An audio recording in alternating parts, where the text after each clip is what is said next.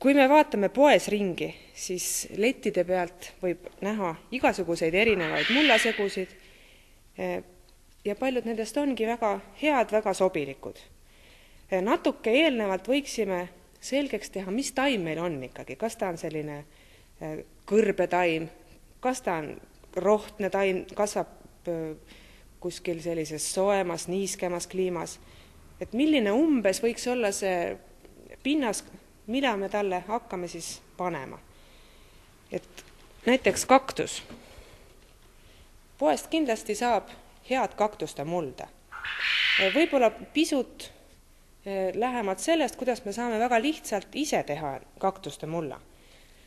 Kindlasti saame kuskilt aiast võtta pisut mulda ja sinna lisada isegi võib-olla pool, kas siis liiva või kruusa.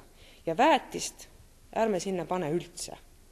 Sest kaktused, nemad saavad hakkama, neid ei ole vaja meil paksuks sööta.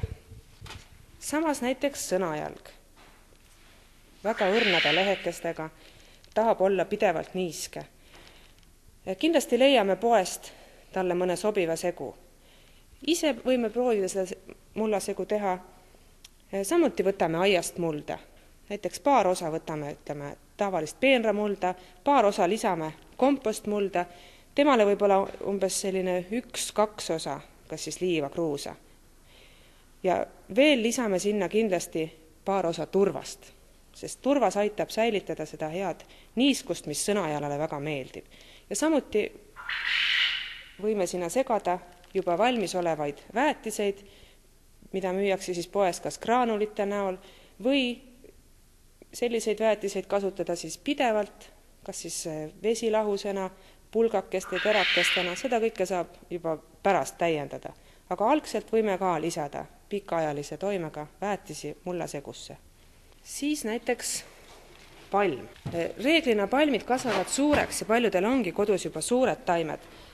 Et nende ümber istutamisel on oht see, et kui me poest ostame mullasegu, mis on väga turbane, siis võib juhtuda nii, et see suur taim ära istutades hakkab vajuma kummuli. Et see mullasegu on pisut natukene liiga kerge tema jaoks. Me võime seda segu ise täiendada, kui meil vähegi võimalus on, kellegi käest küsida, jällegi sellist savikamat mulda segada veel juurde, et saada selline tugevam muld, mis suurt taime hästi püsti hoiab. Samuti lisada sinna juurde siis veel liiva või kruusa, et vaadates seda mulda, oleks tal selline hea sõmer väljanägemine, siin sees paistaksid liiva kruusaterakesed, natukene turba, osiseid ja suuremalt jaolt ikkagi oleks siis palmidele selline raskem aiamuld ja natuke võime ka komposti panna, sest nemad on üsna hea söögiga harjunud. Ja siis üks täiesti eri mulda tahtev taimede rühm on orhideed.